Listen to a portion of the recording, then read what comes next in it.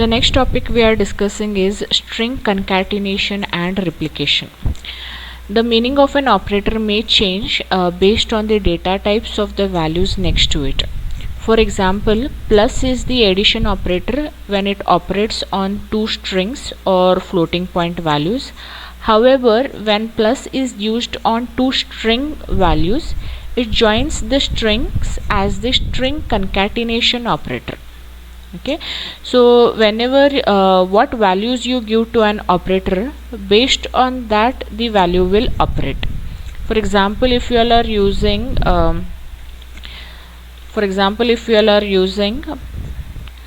plus operator with values, okay, plus operators with values you are giving, then it will work as an addition operator.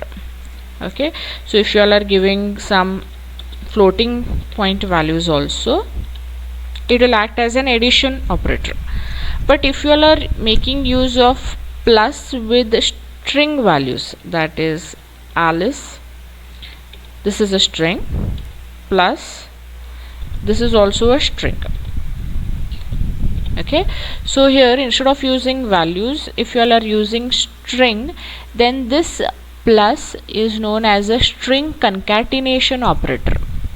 Okay, so it will concatenation means join, so it will concatenate both the string into a single string. It will give it as Alice Bob.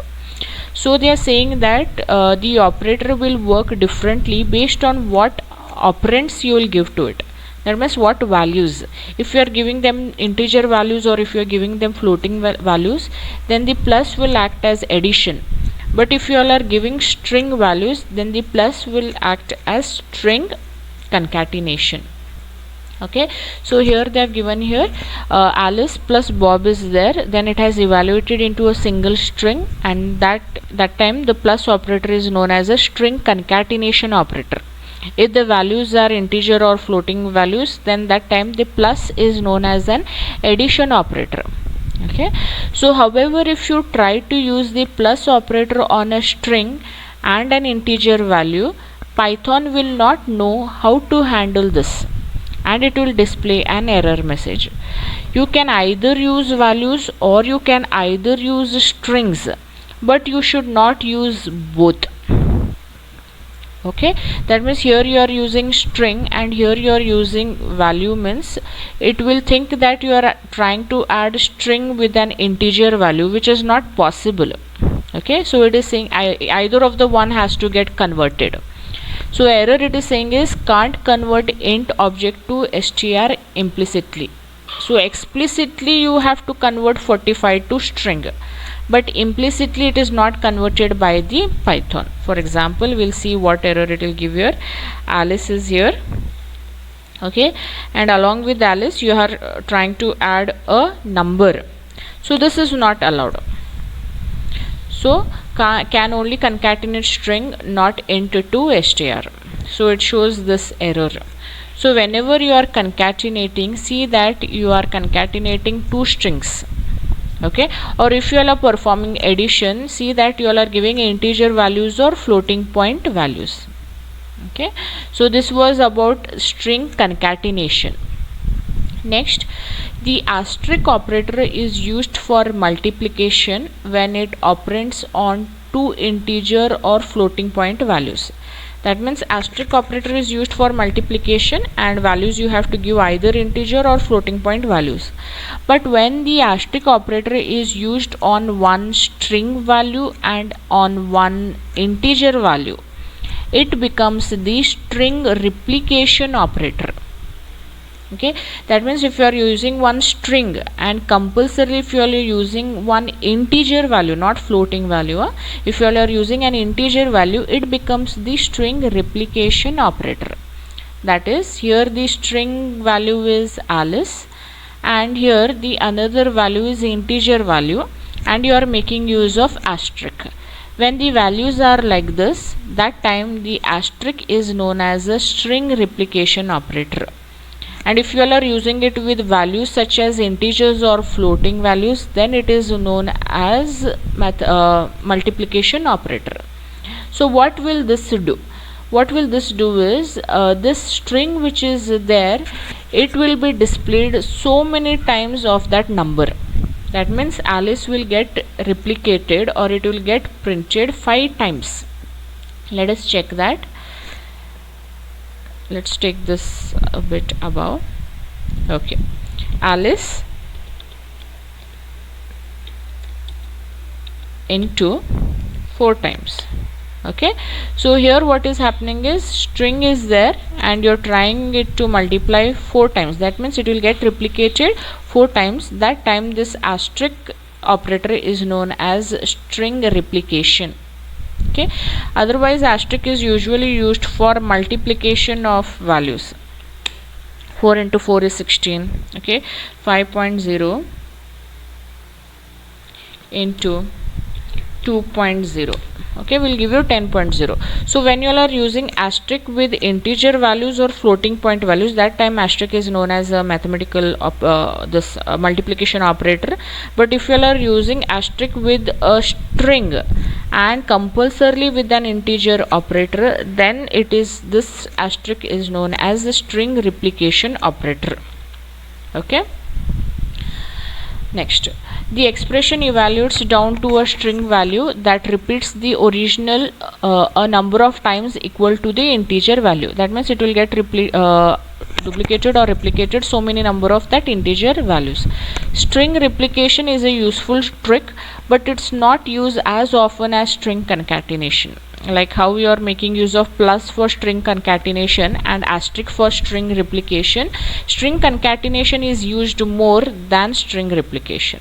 Okay, the asterisk operator can be used with only 2 numeric values for multiplication, or 1 string value and 1 integer value for string replication. Otherwise Python will just display an error message. Here asterisk which is there should not be used with 2 string values, so you cannot multiply 2 strings. Okay, it does not make any sense. Multiplying 2 strings does not make any sense, so it will show an error, can't multiply sequence by non-int of type str. Okay, then the next error is Alice, the string should not be multiplied with the float value. So float value, so many float values, how it will replicate? So Python will not understand if you are giving a floating value. Okay, so if you are making use of asterisk symbol for string replication, see that one should be string and one should be an integer value. So what it says is can't multiply sequence by a non-int of type float. Okay, so here you have to give an integer value. So what they have given an explanation of these two example. It makes sense that Python wouldn't understand this expression. You can't multiply 2 words, that is Alice and Bob, you can't multiply 2 words, and it's hard to replicate an arbitrary string a fractional number of times. So you cannot duplicate or replicate a string a fractional number of times. You can replicate it integer number of times. The next topic we are discussing is storing values in variables. A variable is like a box in the computer's memory where you can store a single value. Okay, that means if you want to store some values, you can store them in variable, and these variables are nothing but like a box in a computer memory. Okay, if you want to use the result of an evaluated expression later in your program, you can save it inside a variable. Okay, the next is assignment statements. You'll store values in variables with an assignment statement. An assignment statement consists of a variable name, an equal sign called the assignment operator, and the value to be stored. If you enter the assignment statement spam is equals to 42, then the variable named spam will have the integer value 42 stored in it. For example, if you want to store a value in a variable, you have to make use of assignment statements. Okay, that means assignment statements consider, let me take an example. Now you have your spam, this is a variable name, is equals to 4. Okay, that means for this variable name spam you are giving the value 4, and a variable name is equals to is known as an assignment operator here, and a value, this statement is known as an assignment statement. That means they are saying that values have to be assigned to a variable in an assignment statement only. And how does an assignment statement looks like? It will be having a variable name followed by an assignment operator and followed by a value. When a statement makes use of an assignment operator, then that time that statement is known as an assignment statement. So press enter here. Then how to know whether the 4 value is sitting in spam or no? Then give this variable name spam, then the output will be 4, because in this variable you are having the value 4. For example, a is equals to 10. Give the value of a here, it will give 10. Okay, b is equals to 12.5, it will give b, it will give 12.5. okay, so next, think of a variable as a labeled box that a value is placed in it. So you have to think variable as a labeled box. Okay, that means this box is there and this box is having a label here, and in this label box you have placed the value 42. So they are telling that imagine variables as a box, and that too a label box, and in this box you are placing some values, and that values can be displayed if you give that variable names. Okay, here are some examples. Here they have initialized spam variable with the value 40, and if you display spam, obviously it will give you 40. For example, spam is equals to 40, and if you display spam, it will give you 40 directly. Okay, the next is next variable that I have taken is eggs. Eggs is equals to 2, that is 2 value has been assigned to the variable eggs. The next, that what they are doing is they are adding this 2 variables.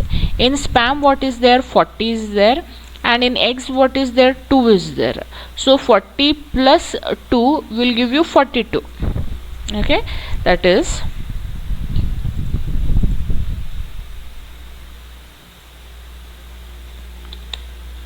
okay, what we'll do is spam is equals to 40. Okay, and then you display spam, it will give you 40 here. Then eggs, they have given it as what, how much, 2. Okay, so what we'll do here is we'll add those 2 variables, spam plus eggs. Okay, should give us 42, because in spam how much is there, 40 is there, and in eggs how much is there, 2 is there. So 40 plus 2 should give us 42. Okay, so they have explained that. And next is spam plus eggs plus spam. So spam mein how much is there, 40, eggs mein how much is there, 2. 40 plus 2 plus 40 will give us 82. Okay, and next thing is spam is equals to spam plus 2. Spam plus 2 is 40 plus 2, so when you will display spam, it will give us 42. Okay, so these are very simple examples on variables. Then what they are saying here next is a variable is initialized or created the first time a value is stored in it. Okay, so variables, here we are not having a declaration of variables. Here when you initialize a value with to a variable, then that time that variable is being created. After that you can use it in expressions with other variables and values. So we have seen that we have used them with other expressions also. When a variable is assigned a new value, the old value is forgotten, which is why spam evaluated to 42 instead of 40 at the end of an example. That means initially spam was 40, later on when you added plus to it, then the spam value got overwritten by 42. That means if a variable is given a value and again you are overwriting with some other value, then the new value is considered, the old value is forgotten. This is called overwriting the variable. For example, you can see here spam is equals to hello. So when you display spam, it will show hello only. But once again, if for the same variable you are giving a new value, that is spam is equals to goodbye, then spam's value will become goodbye. That means the old value hello is forgotten and the new value goodbye is sitting in the variable spam. So this example is for overwriting the variable. So as you go on giving new values to the same variable, the old values will be forgotten or they will be removed. Here you can see here display example is being given. Initially what was there in spam, hello was there, but as you reinitialized with new variable new value goodbye, the old value was forgotten. That means it got removed off. So the new value that is sitting in spam is goodbye. They are saying here, when a new value is assigned to a variable, the old one is forgotten. Okay, then next, variable names. This table has examples of legal variable names. If you are making use of variable names in your code, it does not mean that you can use any characters in that variable name. You have to follow some rules to name some variables. That is, you can name a variable anything as long as it obeys the following 3 rules. You have to follow these rules. So what is the first rule? It can be only a word. It has to be a word. Okay, and it can used only letters, numbers and underscore. You can use characters A to Z, numbers 1 to 9, 0 to 9 or something like that, and the underscore character you can use. Apart from underscore you cannot use any other character. Okay, and the variable name should not begin with a number. It can begin with a letter, it can begin with an underscore, but it should not begin with a number. Okay, as they have told that we can use only these 3 categories, which are the letters you can use, numbers you can use, underscore you can use, and you can begin a variable name with letters and underscore and not numbers.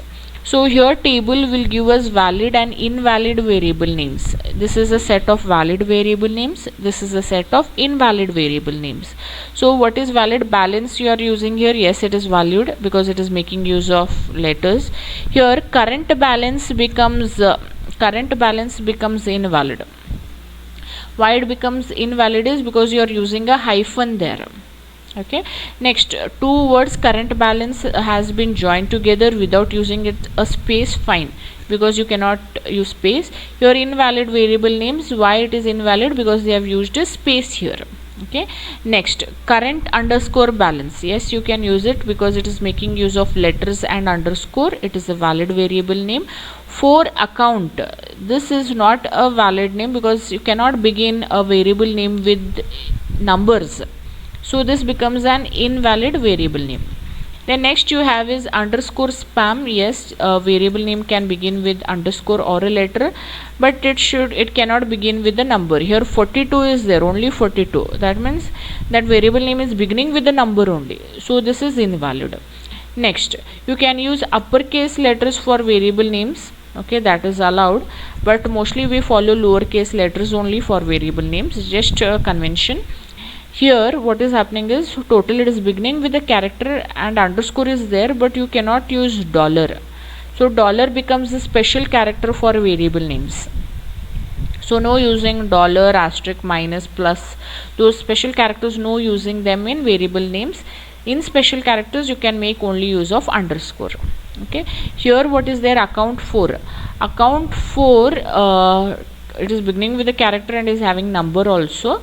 But here hello, it is put in single quote, so this also is not allowed because special character quotes also are not allowed. So these are the list of valid variables names and invalid variable names. Next, let us see what they have given. Variable names are case sensitive, meaning that spam, capital spam, first yes spam, and they are all differently written, but the name is the same. But as it is very case sensitive, that means these all are 4 different variables for Python. Okay, so in case if they sound the same but they are making use of lowercase, uppercase, combination of all those, then it becomes totally 4 different variables. So they are saying that variable names are case sensitive. So if you are writing small s or if you are writing capital S, they are both different.